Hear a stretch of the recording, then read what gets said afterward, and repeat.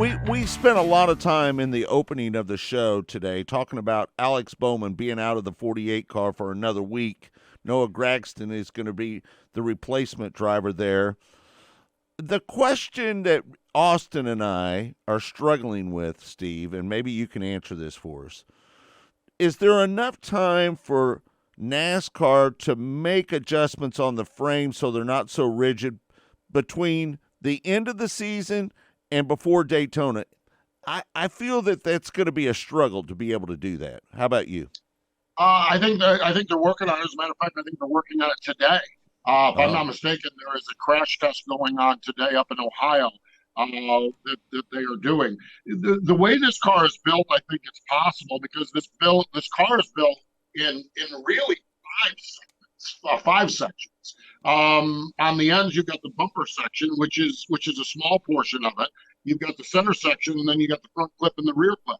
Where the concern is right now is in the rear clip, and that's where the test is taking place, the rear bumper area and the rear clip area, to maybe redesign that, to put on the car and to soften things up a little bit, to put some crush zones into the car, if you will. And so they are doing it. They've ran a number of simulations, computer simulations, and this week, and if I'm not mistaken, I think it's today, it's either today or tomorrow, they're doing the actual crash testing of the new iteration, if you will, of the new iteration of the rear clip of the car.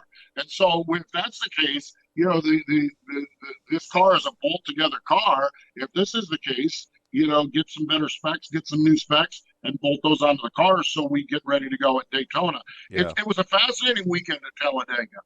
And I was in most of the media sessions where all of the storyline, all of the quotes come out. And you had two very, very different approaches.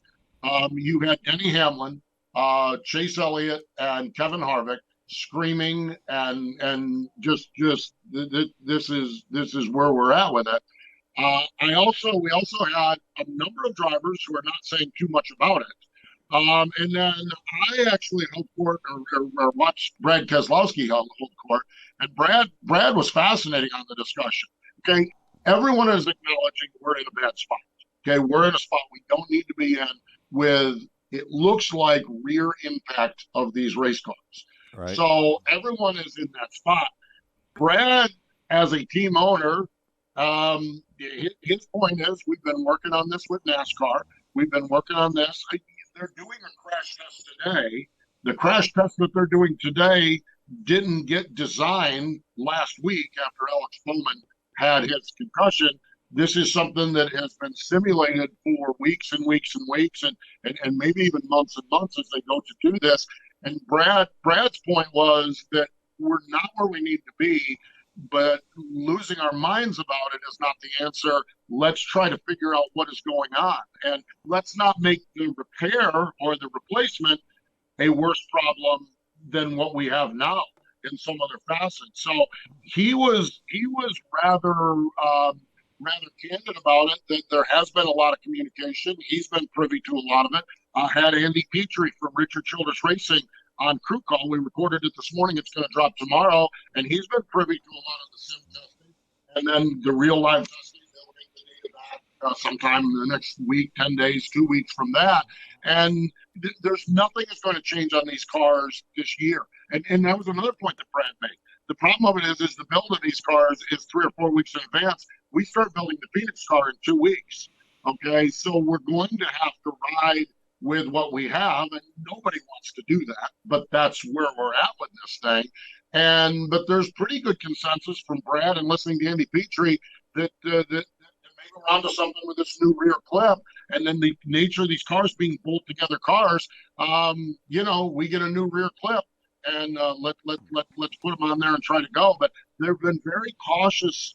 I think everyone understands that this is not where we need to be, Right. but do we create another problem if we hurry to find the solution to this problem? No doubt. It's a catch-22 deal there. You might run into some other problems if you continue to tweak on this car. You know what's so funny is the car they had leading up to this year, would you agree with me that that was the safest car that we'd ever had?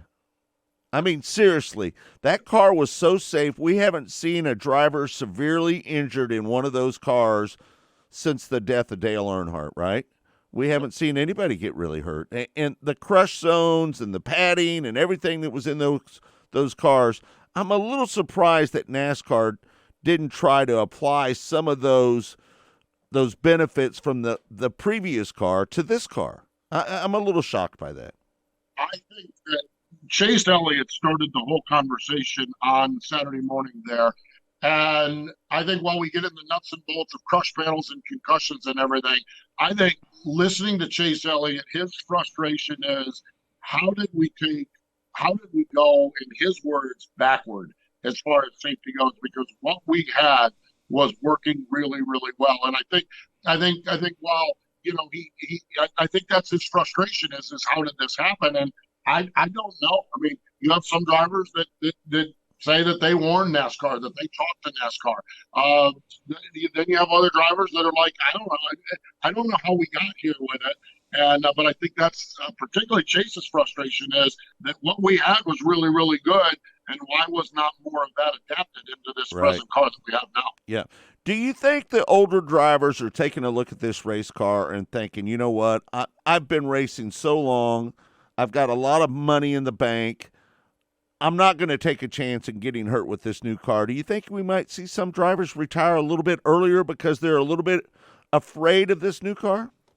I think let's wait and see what happens. I think if we get into next year and we're still having these same problems, yes, absolutely. The irony of it is we've had a couple of drivers. Martin Truex Jr. comes to mind, and I think Kevin Harvick earlier this year that signed contract extensions. Right. So That's you true. know, it's kind of interesting, and I agree. And I think older. I think the older veteran drivers, that's part of leadership in the sport. And I think it's their, I don't know if responsibility is the proper word, but I think it's what older drivers need to do. And they're in a spot where Kevin Harvick, Denny Hamlin, Martin Truex Jr., these veteran drivers, they can walk away. And I hope they've been good enough with their money so that that they're set as they go forward. And I think that's a little bit of a different scenario than a young guy that's just trying to scratch and claw and make his way into the sport.